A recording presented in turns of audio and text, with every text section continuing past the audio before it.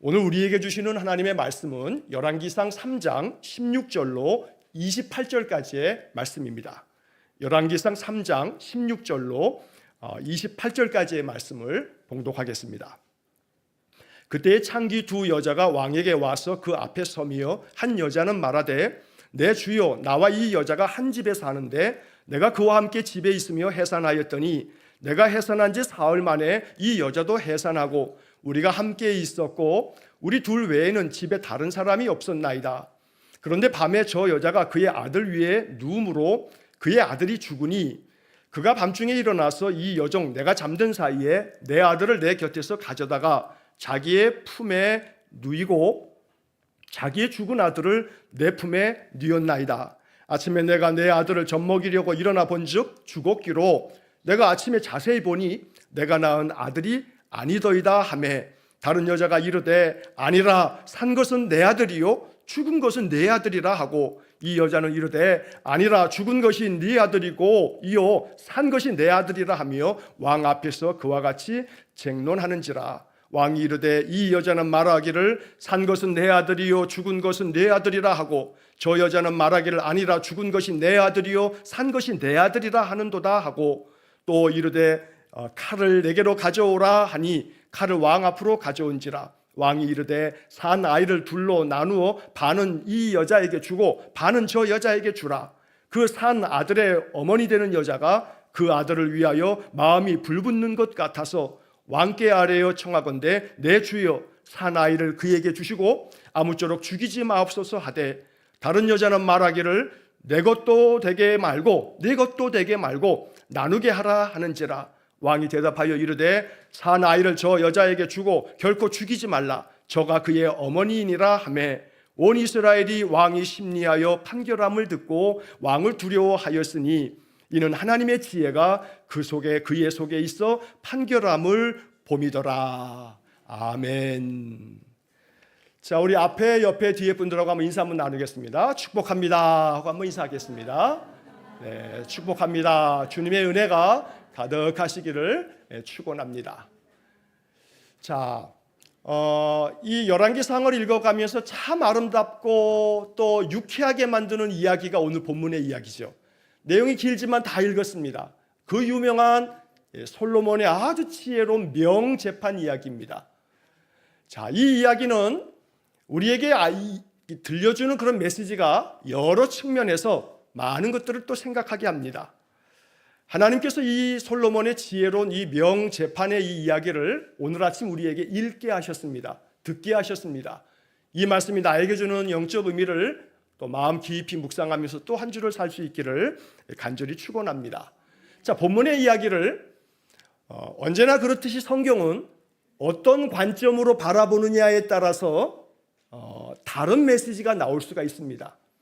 그러니까 오늘 본문의 이야기도 마찬가지입니다. 예를 들자면 오늘 본문을 저는 세 가지 관점에서 이제 이야기를 나누려고 하는데 첫째는 말 그대로 솔로몬의 관점에서 말할 수가 있습니다. 그러니까 오늘 이 전체 이야기를 솔로몬의 관점에서 생각해 보면 우리가 얻을 수 있는 그런 마음의 또 묵상들이 많이 있을 거고 또 하나 두 번째 관점은 여인들의 관점입니다. 이 여자들의 관점에서 오늘 이 사건을 바라볼 수 있습니다. 마지막 세 번째는 이스라엘 사람들의 관점에서 오늘 이 이야기를 다시 한번 바라보는 겁니다. 이 세 가지 관점으로 오늘 본문을 묵상하다 보면 오늘 이 시대에도 그렇고 오늘 나의 삶 속에서도 이 말씀이 주는 영적 의미가 우리의 마음에 큰 감동이 될 줄로 믿습니다. 자, 첫 번째로는 누구의 입장이에요? 솔로몬의 입장이에요. 솔로몬의 입장. 솔로몬의 관점에서 이 이야기를 보자면 그것은 뭐냐면 하나님께서 기도에 응답해 주셨다는 거예요. 기도에 응답해 주셨다. 그러니까 우리가 어제 보았던 그 앞에 나와 있는 본문의 이야기 속에서 솔로몬이 기브온 산당에서 1000번제를 드렸지요. 어제 우리가 보았던 묵상의 말씀입니다. 자, 1000번제를 드리고 난 다음에 솔로몬이 꿈을 꾸는데 하나님께서 오셔서 내가 너에게 무엇을 주랴 하고 물어요. 야, 이런 꿈 한번 꿨으면 좋겠어요. 그죠? 내가 너에게 뭘 주랴? 그러면 또 우리가 이 말씀을 잘 묵상해야지. 하나님, 로또 1등 번호를 주십시오. 이러지 말고 솔로몬이 뭘 구했는지를 우리가 이제 어제 말씀에서 봤어요. 내가 너에게 뭘 주랴 그랬더니 솔로몬 뭐라 그래요? 어제 본문의 이야기를 우리가 알듯이 누가 이 주의 많은 백성들을 재판할 수 있겠습니까? 그러니 하나님, 나에게 듣는 마음을 종에게 주셔서 주의 백성들을 재판해서 선악을 잘 분별하게 해주십시오 라고 하나님 앞에 요청을 하지요. 하나님께서 이 솔로몬의 그 요청, 그 기도를, 그 마음의 그 소원을 듣고 하나님 마음이 흡족했어요. 솔로몬이 구하는 것을 하나님이 마음에 들어 했다라는 구절도 어제 봤지요. 너무나 마음에 들었어요. 하나님 마음에. 야, 네가 장수하기를 구하지도 않고 부를 구하지도 않고 원수의 생명을 구하지도 않고 오히려 네가 오직 송사, 즉 재판을 듣고 그 재판을 분별하는 지혜를 구했으니 내가 너의 말대로 너에게 지혜롭고 총명한 마음을 주겠다 하고 하나님 말씀하시고 꿈에서 깼어요. 근데 그 꿈이 진짜란 말이에요. 진짜. 꿈은 꿈인데 근데 그 꿈이 좋은 꿈이다 라고 끝나는 게 아니라 그 꿈이 실제가 됐어요. 그 꿈이 실제가 됐어요. 자, 제가 어제도 아침에도 그런 말씀을 잠시 드렸습니다만 오늘날 우리 이 현대 사회를 살아가는 우리에게는요, 이 꿈이라고 하는 것을 정신분석학이라고 하는 학문에서는 이 꿈의 해석, 굉장히 또 그걸 통해서 그 사람의 무의식의 세계를 해석하는 그런 학문적 분야도 물론 있습니다. 그러나 조그마한 뭔가 꿈을 꾸고 나면 그게 좀 마음 불편하면 아이고 꿈자리가 뒤숭숭해서 오늘 무슨 일이 있는 건 아닌가 하고 하나님께 좀 더 기도하는 마음이 있다면 아직도 꿈의 세계에서 우리가 벗어나지 못하는 거지요. 꿈은 꿈이에요. 그러니까 꿈이 속된 말로 개꿈도 있고요. 별의별 그냥 잡꿈을 다 꿔요. 생각나지도 않죠, 또 꿈도. 그런데 어느 날 꿈을 꿨는데 너무나 선명하게 그 꿈이 생각난다. 근데 그 꿈이 좀 흉한 꿈이야. 좀 너무 많이 이 불편하게 하는 그런 꿈인데 너무나 선명하게 그게 기억이 됐을 때 그 꿈에 발목 잡히면 안 돼요. 그래도 그건 그냥 꿈이에요. 그건 그냥 꿈이에요. 그러니까 그 흉한 꿈을 꿨다고 그러면 안 돼요. 우리 아들도 저기 앉아 있는데 아들 얘기해서 좀 안 됐지만 하루는 예전에 아침에 일어났는데 그냥 이 녀석이 마음이 그러면서 안방에 와가지고 저희 방에 와가지고 제 옆에 콕 누워요. 왜 그냐 그랬더니 꿈을 꿨는데 아빠가 죽었대요. 자, 아빠가 죽는 꿈을 꿨으니 이 아들이 얼마나 마음이 그 꿈을 꾸고 그 선명하게 그 꿈이 기억돼서 얼마나 놀랬겠어요. 그러니까 아마 깨어나자마자 아빠가 죽었나 살았나 안방부터 확인하러 왔나 봐. 자, 그렇듯이 흉한 꿈을 꾸면 그냥 꿈이에요. 그거 발목 잡힐 필요 없어요. 그러나 물론 귀에 걸면 귀걸이, 코에 걸면 코걸이라고 좋은 꿈을 꾸면 기분 좋다 하고 그러면 되는 거지. 오늘 기분 좋은 꿈을 꿨으니까 내가 복권을 사야겠다. 그래 봐야 또 꽝이라 이 말이에요. 꿈은 꿈이야. 오늘날 꿈을 통해서 하나님이 계시하신다 라고 하는 것에 사로잡히면 안 돼요. 하나님은 그 옛날에는 계시의 방법으로 꿈을 사용하신 적이 있어요. 하지만 지금은 하나님이 계시의 방법으로 사용하는 게 뭐냐면 기록된 성경. 이 기록된 성경이 하나님의 계시의 최종적인 가장 온전한 계시의 방법이에요. 그러니까 꿈으로 계시해 주실 거라고 하는 착각에 빠지지 마세요. 여러분들이 다니엘도 아니고 여러분들이 꿈쟁이 요셉도 아니고 그러니까 내가 꿈 꾸면 내가 요셉인 줄 알고 그렇게 막 사로잡히시면 안 돼요. 하지만 그 옛날 이 솔로몬 시대에 하나님이 계시의 방법이 아직 기록된 성경도 없던 시대에는 선지자를 통해서 말씀하시기도 하고 더러는 꿈을 통해서도 계시의 말씀을 들려주시기도 했어요. 그때는. 근데 그 계시의 말씀이 꿈인가 싶었는데 꿈이 아니더라 이 말이에요. 꿈이 아니고 그 꿈이 나의 그 간구했던 내가 꿈속에서 하나님께 아뢰었던 그 말씀이 응답받은 것이 된 거예요. 근데 그 지혜롭고 총명한 마음을 주겠다는데 이게 마음이라고 하는 게 이게 손에 잡혀요? 안 잡히잖아요. 이거는 너무나 추상적이고 이건 너무 관념적이에요. 지혜롭고 총명한 마음을 주겠대. 물질도 아니고 이왕 줄 거 그냥 물질을 주지. 손에 잡히지도 않는 마음을 주시겠대.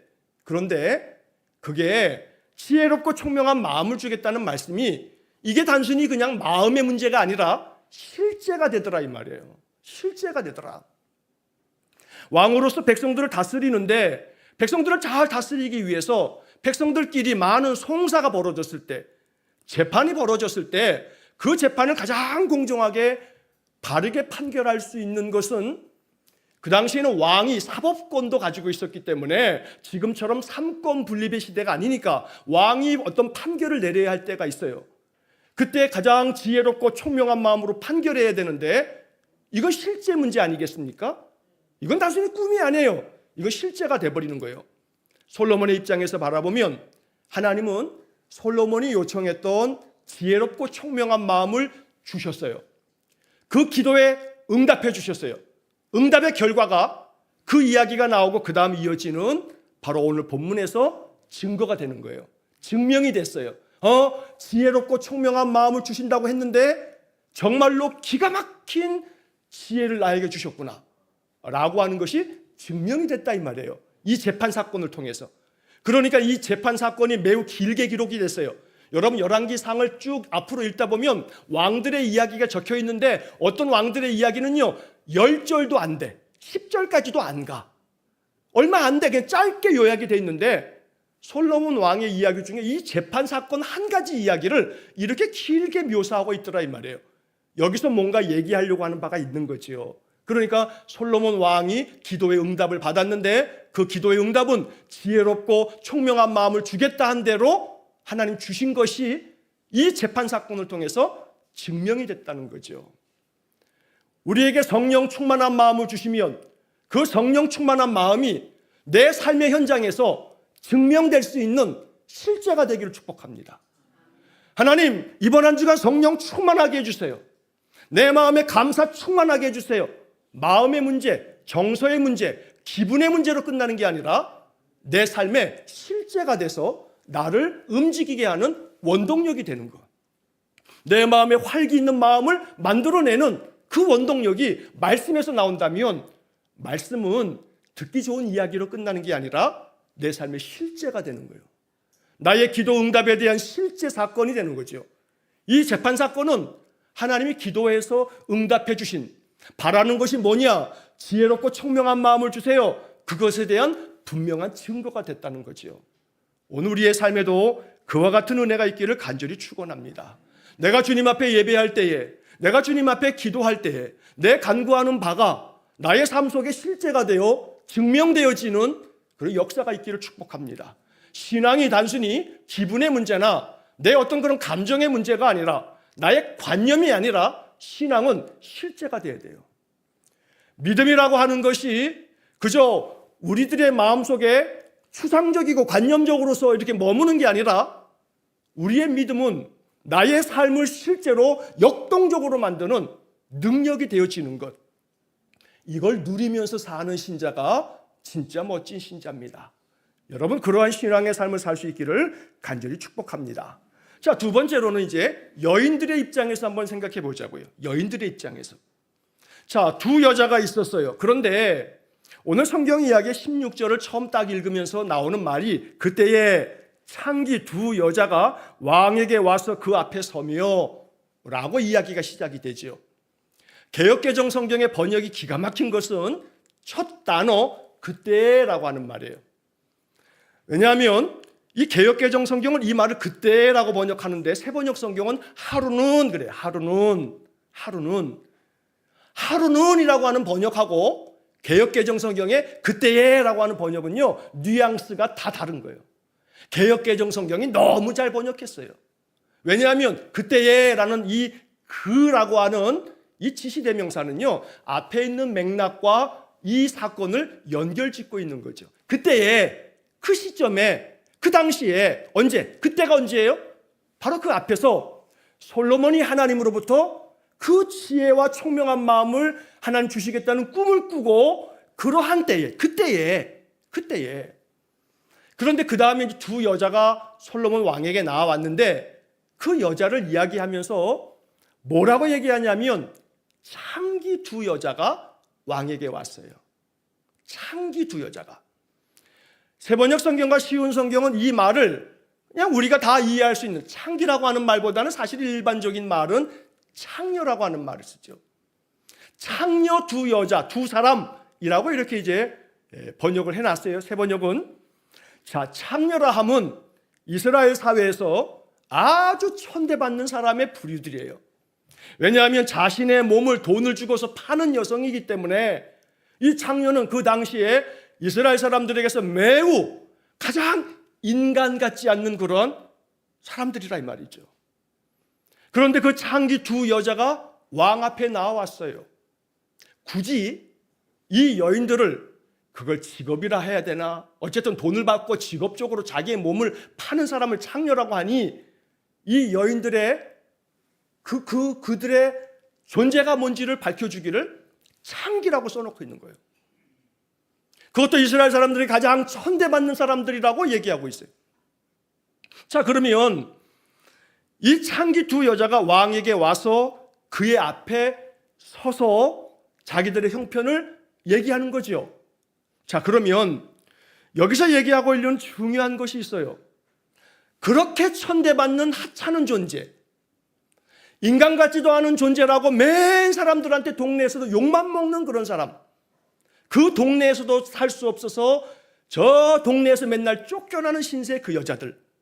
그런데 심지어는 구약의 율법이 굉장히 중요하잖아요. 이스라엘 사람들의 율법은 굉장히 중요해요. 율법 레위기 19장 29절에 보면 내 딸을 더럽혀 창녀가 되게 하지 말라 라는 말씀도 나와요. 그런 사회 속에서 창녀 두 여자가, 두 사람이 왕에게 나와왔어요. 자기들의 그런 어떤 이 지금 상황을 재판해달라고 가지고 나왔어요. 여러분, 이게 뭔 사건이냐면 정말 대단히 중요하고 혁명적인 사건인 거예요. 사람처럼 취급도 받지 않는 그 여자들이, 그 사람들이 왕 앞에 나와서 우리들의 이 형편을 재판해달라.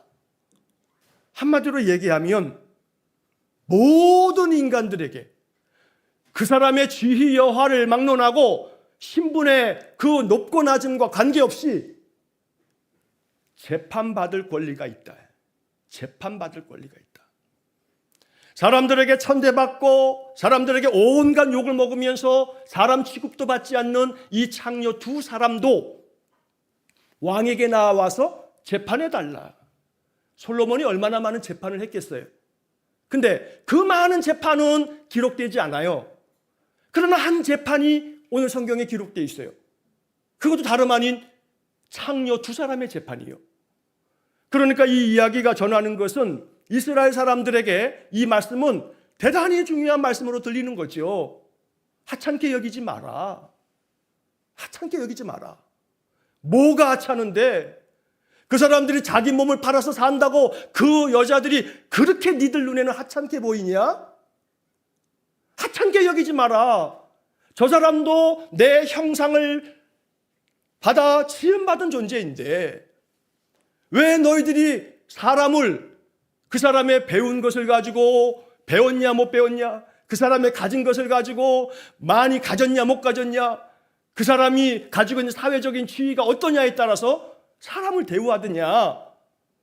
모든 사람들에게 재판받을 권리가 있으니 이 사람들도 왕 앞에 나와 그들도 재판받을 수 있다라고 하는 것을 역사책에 기록해 놓은 거예요. 이 열왕기는 역사책이에요. 이 역사책을 앞으로 긴 역사 가운데 바라보고 이것을 읽을 이스라엘 사람들은요, 창녀도 재판받을 권리가 있다라고 말하는 거죠. 여인들의 입장에서는 이게 얼마나 기쁜 일이겠어요? 얼마나 이게 기쁜 일이에요. 여러분, 우리 사회를 바라보세요. 재판받을 권리가 누구에게나 있어요? 물론 있지요. 그러나 그 재판받을 권리라고 하는 것이 우리가 많이 듣는 완전히 기울어진 운동장 아니에요? 완전히 기울어진 운동장이야. 재판해봐야 백전백패, 천전천패, 만전만패. 왜요?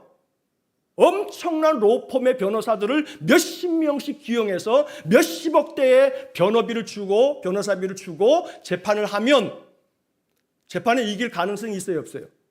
없어요.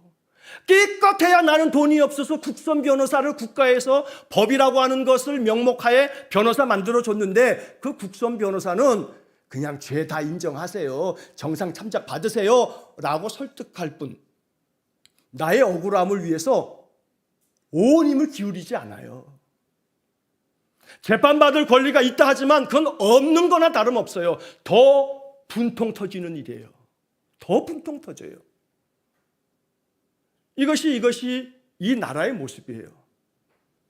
어찌되든 간에 어떤 재판에서든 간에 있는 사람들은요, 얼마 지나지 않으면 다 건강했던 놈도 얼마 안 있으면 병 보석 받아가지고 다 병원 VIP실에 가서 떵떵거리고 살고 있어요. 그러다 보니 법이 아니에요. 법이 아니야. 이 이스라엘의 역사책에 이 이야기, 이 사건을 딱 명백하게 길게 기록하는 이유는 법이 모든 국민들에게, 모든 백성들에게 공정해야 한다. 재판을 받음에 있어서 기울어진 운동장이 있어서는 안 된다. 심지어 창렬할지라도 왕 앞에 와서 재판받고 공정하게 판결받아야 한다라고 말하고 있는 거지요. 여러분, 이런 생각을 해봤습니다. 이 묵상을 하면서 대통령이 한번 좀 이러한 주문을 좀 하면 어떨까? 법무부 장관한테 이런 것 좀 주문을 해서 또 저 법제 담당하고 있는 국회의원들한테 주문을 해가지고 사법개혁을 좀 하라 하면서 국선 변호사들을 최상의 변호사들로 하고 국선 변호사들의 수임료를 엄청나게 지불해 주는 거 국가가 책임져라. 예산 만들어내라, 국회야. 아니면 대형 어느 정도 그 자본금 이상의 대형 로펌들은 그 로펌의 에이스 변호사를 반드시 국선 변호사로 10%씩은 내놔라 라고 한다면, 그걸 국회에서 법으로 만들어낸다면 여러분, 국민들이 감동받지 않겠습니까? 결국 이 사건은요, 왕이 정말로 하찮기 그지없는 이 창녀들의 재판에도 귀를 기울이고 재판을 잘 경청해서 정확하게 모든 사람들이 그랬구나, 정말로 그 재판이 맞는 재판이구나 라고 모두가 그렇게 인정할 만한 재판을 만들어냈어요. 그러니 이 여인들의 입장에서 보면 이게 얼마나 감사한 일이겠습니까? 여인들의 관점에서 보자고요. 이 여인들의 관점에서 내 살아있는 아들을 빼앗길 판에 왕이 정말로 바른 재판으로 내 아들을 내 품에 안겨줬어요. 이 여인들의 관점에서 뭘 생각하겠어요? 여러분, 이 재판에 남아있는 살아있는 그 아들의 어머니가 여러분들이라면, 오늘 이 사건을 여러분들이 겪었다면 여러분들의 관점에서는 어떤 마음이 들겠어요? 누구에게 감사하겠어요? 왕에게 감사하겠지요. 지혜롭고 총명하게 재판을 내린 왕에게 감사하겠지요. 결국 가장 지혜롭고 공정하고 모든 사람들에게 참으로 인정될 만한 그런 재판을 내린 왕께 대한 충심 어린 감사가 있을 거예요. 바로 그 가장 온전하고 가장 완전하고 가장 신실하고 가장 공정하게 우리의 인생을 다스려 주시는 왕은 여호와 하나님 한 분인 거예요. 여호와 하나님 한 분인 거예요. 세상 아무리 돌아봐야 다 제 뱃속 챙기는 거예요. 뭐 사법정의요? 개뿔? 사법부가 정의로워요? 완전 부정을 할 수는 없어요. 완전하게 부정할 수는 없어요. 정말로 공의로운 판사들이 있을 테니까 말이에요. 그러나 부분 부정은 정확하게 이 사회에 맞는 말이죠. 사법부가 오히려 사법부에서 나오는 말이 썩을 대로 썩었다 하는 말들을 변호사, 검사, 판사들이 하기도 해요. 그러니 오늘 이 사건을 바라보면서 지혜롭고 총명하게 창녀들의 재판까지라도 왕이 경청해서 가장 바른 재판을 내릴 줄 아는 이러한 재판관, 이러한 지도자가 있다면 얼마나 좋을까? 이 여인들은 얼마나 좋을까라는 생각을 해봅니다. 그래서 우리의 몫은요, 기도해야 해요. 기도해야 돼요. 그 기도가 아무런 효력이 없는 것 같아 보여도 그렇지 않아요. 기도해야 해요. 이 땅의 사법부가 법을 다루는 그런 자들이 정말로 정의롭게 그 법을 다루어서 억울한 국민이 생겨지지 않도록 해달라고 기도해야 돼요. 이 땅의 모든 통치 권력들이 정말로 국민을 위한 게 뭔지를 생각하는 자들이 되도록 우리는 기도해야 돼요. 그 기도가 당장에 뭐 눈에 보이는 것 같지 않아도 그래도 기도해야 돼요. 그리고 우리가 할 수 있는 일을 해야 되는 거죠. 제가 종종 최근에 설교를 하면서 그런 말씀을 여러 차례 드렸어요. 왜냐하면 너무나 가관이에요. 내년 봄에 선거를 앞두고 지금 두 정당마다 지금 온통 머릿속에 계산은요, 내년 총선거, 국회의원 선거에서 어떻게 하면 자기들이 다수당이 되느냐라고 하는 것만 생각할 뿐이지 민생은 아무 관계없이 살아가는 인생들이 여의도에 드글드글해요. 아주 진공청소기가 있으면 다 청소해서 빨아들여서 그냥 쓰레기통에 쳐놓고 싶어요. 마음 같아서는. 죄다 할 것 없이. 그 진공청소기가 국민들을 위해서, 민생을 위해서 여전히 매일 밤마다 국회 도서관에 가서 연구하고 또 현장을 방문하는 그런 국회의원들은 다 필터에 의해서 걸려지고, 나머지 그렇지 않은 놈들은 어디에 줄을 서야 공천받나, 이런 인간들은 그냥 다 그냥 빨아들이는 청소기가 있으면 좋겠어요. 오늘 이 솔로몬의 이 공정한 재판 속에서 여인들의 관점으로 바라보면 이게 얼마나 원통함을 해결해 주는 그런 재판이 되었겠는가라고 하는 마음이 드는 거죠. 그러니까 우리들의 마음속에 결국 이 여인들이 내 입장이다 생각해 보세요. 여러분들이 어떤 송사에 사로잡혔는데 진짜 억울해. 근데 이게 증거가 없네. 사람들이 없었대요. 두 여자만 있었대요. 그런데 그렇게 자다가 아이가 죽었는데 나중에 봤더니 그 죽은 아이가 내 아이가 아니더라 이 말이에요. 엄마가 자기 자식도 모르겠어요. 명백히 알죠. 그러나 증거가 없어. 증명할 길이 없어. 이 재판을 어떻게 하겠냐고요. 그런데 이 재판을 솔로몬이 공정하게 재판해 줬으니 얼마나 이 여인의 마음속에 감사와 감격이 있겠습니까? 저는 생각해 봤어요. 이 나라 대한민국의 국민들이 이런 감사와 감격을 느낄 수 있다면 이 나라가 얼마나 좋을까? 이 나라가 얼마나 좋을까? 이런 억울함을 다 해소해 주는 사법부가 있다면 얼마나 좋을까? 오늘 우리 안에 그냥 얼마나 좋을까만 할 게 아니고 기도합시다. 하나님 앞에 기도하면서 가장 중요한 것은 정점에 있는 사람이 중요한 거예요. 정점에 있는 대통령이 중요한 거예요. 대통령이 밑에 모든 장관들에게 공정하게, 공정과 상식이라면서요, 이번 정부가. 감격과 모든 사람들이 인정할 만한 공정과 상식으로 모든 그러한 질서를 잡아간다면요, 밑에 있는 사람들이 함부로 못해요. 함부로 하면 그냥 잘라버리든지 엄벌을 취하라고 해야 되는데 도둑이 제발제리니 이게 어찌할 방법이 없어요. 그러나 기도해야 돼요. 마음속에 기도해야 돼요. 결국 솔로몬 왕이라고 하는 그 한 왕이 하찮게 그지없는 이 창녀들의 재판까지도 귀 기울여 듣는 마음으로 지혜롭고 총명하게 재판한 이 사건은 역사서의 서두에, 열왕기서가 역사서예요. 역사서의 서두에 이렇게 길게 기록함으로 이스라엘 백성들에게, 앞으로 모든 왕들에게 너무나 중요한 메시지를 전해주고 있는 거지요. 오늘 그러한 마음을 우리가 읽어낼 수 있어야겠습니다.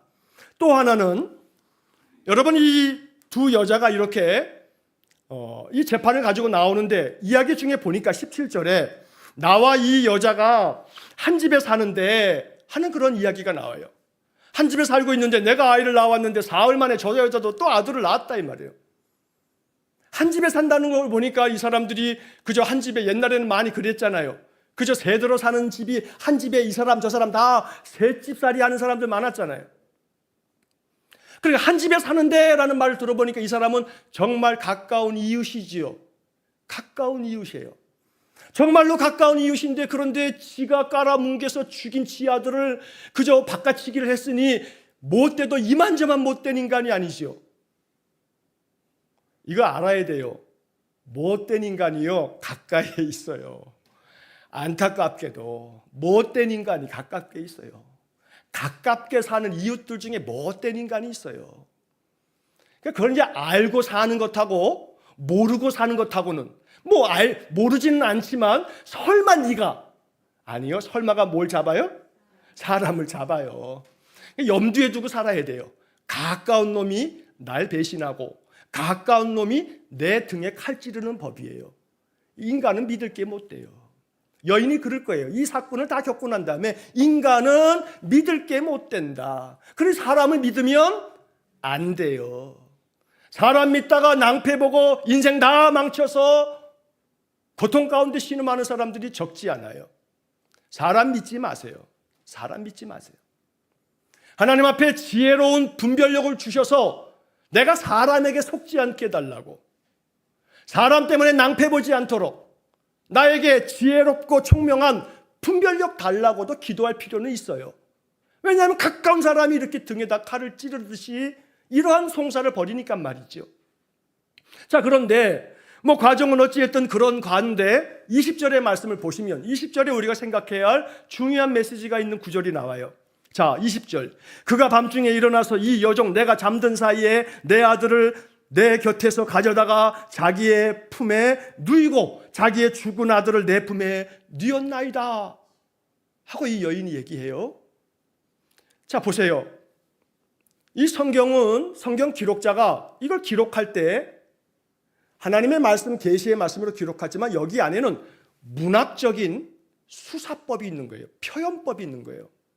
그렇게 읽어내야 될 부분이 있어요. 자, 당연히 밤중에 이 일을 해야지 대낮에 할 수는 없겠지요. 밤중에 다 잠든 시간에 바깥치기를 해야 되지 않겠어요? 자, 이 두 여자의 입장에서 지금 보는 거예요. 아니, 그 아이를 죽이는 그 엄마를 보세요. 아무리 그래도 그렇지 자다가 잠버릇이 얼마나 고약하면 지 아들을 깔아뭉개서 죽이냐고. 이게 말이 돼요, 이게? 근데 전혀 상식적으로 납득이 안 되는 이 상황이요, 실제로 일어나잖아요. 게임하다가 애가 배고파 운다고, 시끄럽다고 애를 쳐 죽이잖아요. 그렇지 않습니까? 그 뉴스에서 보잖아요. 자다가 자기 자식이 밑에 깔려 있는지도 모르고 깔아뭉개가지고 잠을 잘 정도로 이 애미의 마음은요, 자기 자식에 대한 이 손톱만큼도 긴장감이 없는 거예요. 애미도 아니죠. 낳은 자녀를 키워가는 어머니들은 다 아실 거예요. 애가 조금만 빽소리가 나도 벌떡 일어나서, 그래서 아기 깐날 때는 잠을 못 자잖아요, 엄마들이, 애기 엄마들이. 근데 어떻게 하면 얼마나 고단했으면 말이에요. 애를 깔아서 뭉개 죽이냔 말이에요. 그런데 그 다음 이야기도 마찬가지예요. 다른 엄마를 보세요. 내가 잠든 사이에 내 아들을 내 곁에서 가져갔다고. 맞아요, 그럴 수 있어요. 애 키우다 보면 얼마나 고뇌요. 그 잠든 사이에 이 여자가 와가지고 살짝 가져가면 진짜 모를 수 있어요. 그러나 여기에 이 문학적인 이 수사법이 뭐냐면, 내가 잠든 사이에, 영적인 메시지가 여기에 담겨 있는 거죠. 예수님께서 겟세마네 동산에서 제자들에게 그렇게 말씀하시잖아요. 기도하시고 왔더니 자고 있더란 말이에요. 주님 뭐라고 하세요? 너희가 나와 함께 1시간도 이렇게 깨어 있을 수 없더냐. 시험에 들지 않게 깨어 기도하라. 마음에는 원이로되 육신이 약하도다 말씀하시잖아요. 그러니까 이 이야기를 잠든 사이에 내 아들을 데려가 버렸다. 맞아요, 그럴 수 있어요. 상황적으로는 그럴 수 있는데 이 기록이 우리에게 주는 영적 메시지는 잠든 사이에 벌어지는 거예요. 낭패스러운 일들이. 영적으로 잠들어 있으면요, 내 마음이 잠들어 있으면, 내 영이 깨어 있지 않으면 나도 모르는 사이에 내 걸 빼앗긴다니까요. 누구한테? 마귀한테. 마귀가 내 마음에 있는 평강을 싹 걷어가 버려요. 그리고 지 것을 갖다 놔. 근심, 불안, 염려, 원망, 불평, 분노함만 갖다가 놔요. 내 마음이 바깥치기 당했어. 주일날 예배드리면 얼마나 은혜로워. 한 주간 하나님 나와 함께 계실 거야. 이번 한 주도 감사하게 살자. 주님 나와 함께 하실 줄을 믿습니다. 믿음 가지고 딱 나아갔는데 잠든 사이에 마귀가 싹 바깥치기 하는 거죠.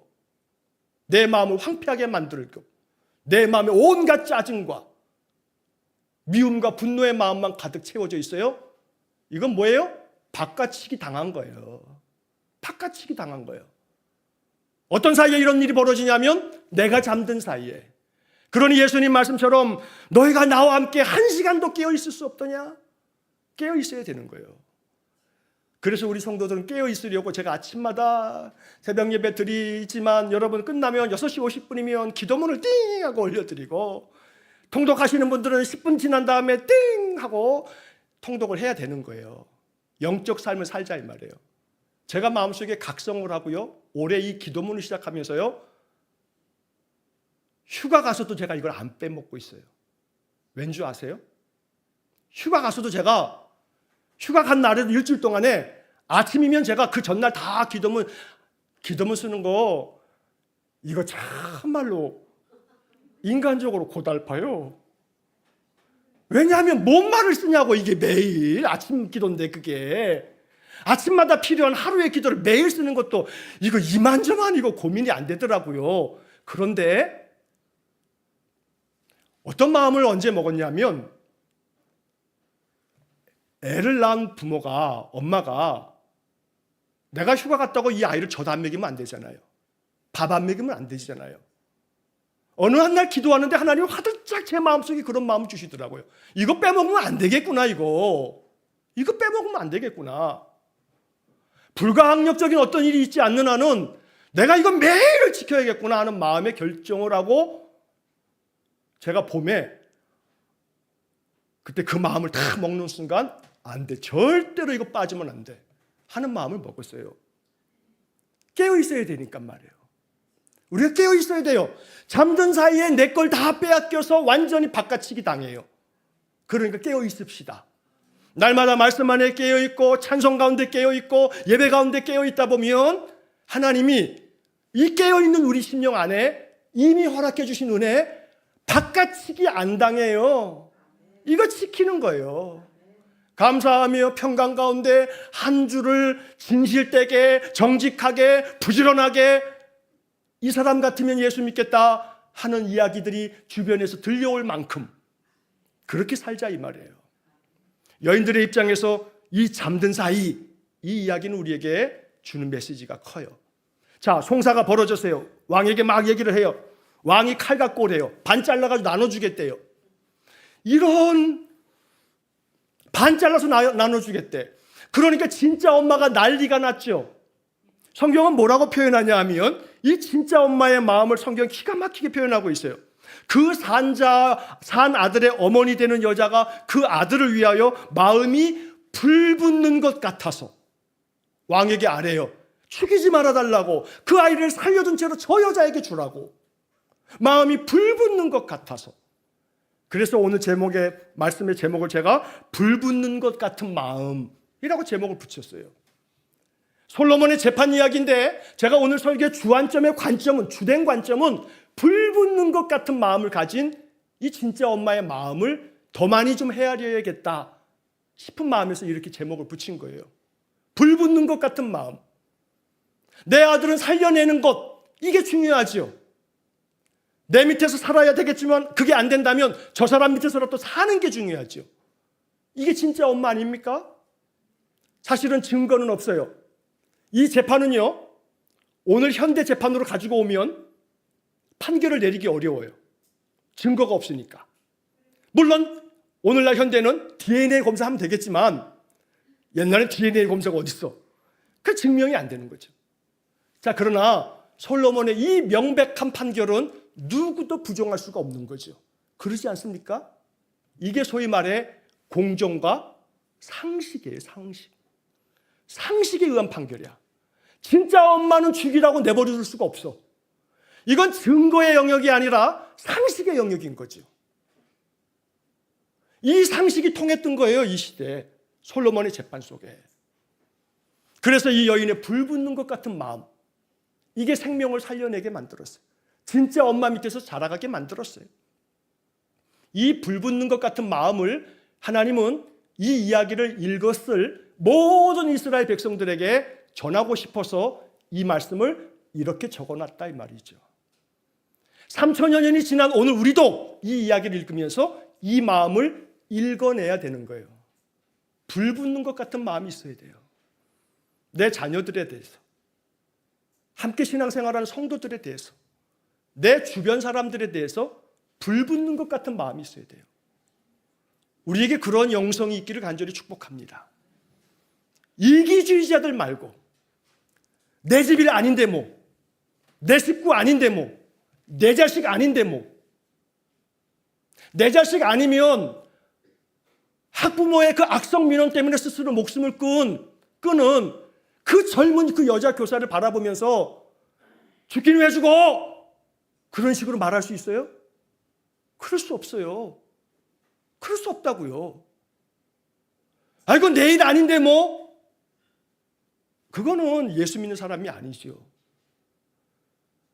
같이 이 사회 문제에 대해서 의로운 분노를 가져야 되는 거예요. 신자들은. 의로운 분노가 없으면 이 사회는 만신창이가 돼버리는 거예요.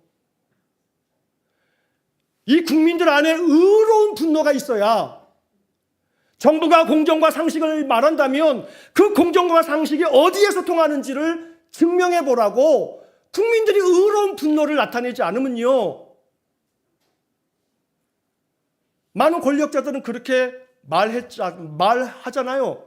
이거 시간 지나가면 국민들은 다 잊어버린다고. 국민들은 개돼지와 같아서. 그런 말을 하는 고위직 공무원들이 있었잖아요. 진짜로. 우리 안에 이 부분을 바라보면서 불붙는 것 같은 마음이 있어야 되는 거예요. 오늘 우리가 이 세상을 바라보면서 그런 마음으로, 또 동시에 이 불붙는 것 같은 마음은 내 안에 주님에 대한 열정, 주의 말씀에 대한 불붙는 것 같은 마음, 이런 마음이 우리 안에 있을 때 하나님은 우리의 영을 더 충만하게 만드시고 우리의 기도에 응답하셔서 우리가 사는 이 세상을 하나님의 공의와 정의로 다스려갈 줄로 믿습니다. 그래서 오늘 이 본문의 이야기에 불붙는 것 같은 마음을 우리에게 품기를 간절히 축원합니다. 이제 마지막 짧게 세 번째 입장, 이스라엘 백성들의 입장에서 짧게 말씀 정리하고 마치겠습니다. 마지막 9절 28절을 보시면 이렇게 되어 있어요. 온 이스라엘이 왕이 심리하여 판결함을 듣고 왕을 두려워하였으니 이는 하나님의 지혜가 그의 속에 있어 판결함을 봄이더라. 자, 여기에 중요한 이 동사가 두 개가 있는데, 온 이스라엘이 왕이 심리해서, 재판의 모든 과정을 심리해서 판결함을 어떻게 했다고요? 듣고 들었다 이 말이에요. 그 다음에 하나님의 지혜가 그 왕의 속에 있어서 판결함을 어떻게 했다고요? 봄이더라. 듣고 봄이더라. 라는 구절이 28절에 나와요. 누가요? 온 이스라엘이. 누가 하는 것을요? 왕이 하는 것을요. 왕의 모든 판결을 온 이스라엘이 듣고 봄이더라. 이스라엘 입장에서 이게 필요한 거예요. 이건 역사서예요. 이 열왕기서는 시드기야 왕이 멸망당하는 것까지 기록된 것으로 봤을 때 남유다가 멸망되고 난 다음에 기록된 것이라고 말씀드렸잖아요. 이스라엘 사람들은 이제는 나라까지 망해본 경험이 있는 이스라엘은 우리가 왕을 세울 때도 그렇고 이제는 우리가 그렇게 하지 말아야 돼 하면서 역사서를 통해서 배우는 거예요. 그 역사서를 통해서 배울 때 온 이스라엘이 듣고 봄이더라. 뭐를요? 왕이 하는 판결을요. 왕이 어떻게 하는지를 듣고 보는 거라고요. 듣고 보는 거예요. 그러니 여러분들, 이 말씀을 오늘날 3000년 후가 지난 2023년에 우리가 들어야 할 말씀은요, 왕과 같이 물론 행정권만 가지고 있지만 지금은 행정권만 갖는 것 같지 않아요. 사법권도. 왜냐하면 국회가 다 대통령의 손아귀에 있으니까. 사법부가 다 대통령 말 듣는 것 같으니까. 삼권 분립이 아니라 왕정시대를 사는 것 같다 이 말이에요. 왕이 뭘 하고 있는지 듣고 보는 백성이 없으면 안 되는 거예요. 온 이스라엘이 왕이 이렇게 판결하는 것을 듣고 봄이더라. 듣고 봐야 돼요. 마음에 안 들어도 듣고 봐야 돼요. 뭔 일들을 벌이고 있는지, 어떤 일이 진행되고 있는지. 아이고, 듣는 거 보는 거 저것도 다 싫다. 안 돼요. 듣고 봐야 돼요. 잘 듣고 잘 보고. 우리에게는 민주적인 시대를 살고 있기 때문에 어떻게든지 간에 우리는 선거를 통해서 여당이든 야당이든 심판할 수 있으니까 듣고 보는 일에 게으르면 안 돼요. 이스라엘 국민들은 왕이 어떻게 하는가를 듣고 그의 모든 판결을 봄이더라 라고 말하고 있어요. 오늘 이 말씀이 우리에게 주는 교훈이 있어서 이 시대를 살아가는 우리가 어찌해야 될지를 아는 그런 말씀 되어지기를 주의 이름으로 간절히 축원합니다. 기도하겠습니다. 하나님, 말씀을 묵상할 때마다 그 말씀에서 주는 영적 교훈이 우리의 신앙을 바르게 하며 우리의 삶을 온전케 만드는 생명의 말씀 되게 해 주옵소서. 그래서 이 말씀들이 우리 각자에게 무엇이 필요한지, 또 이 나라에 무엇이 필요한지 분별하여 하나님 앞에 더 깊이 기도하는 영성이 깊은 우리 신자들 되게 해 주옵소서. 우리 성도들과 우리 성도들의 삶과 이 나라를 주님 다스려 주옵소서. 예수님 이름으로 기도하옵나이다. 아멘.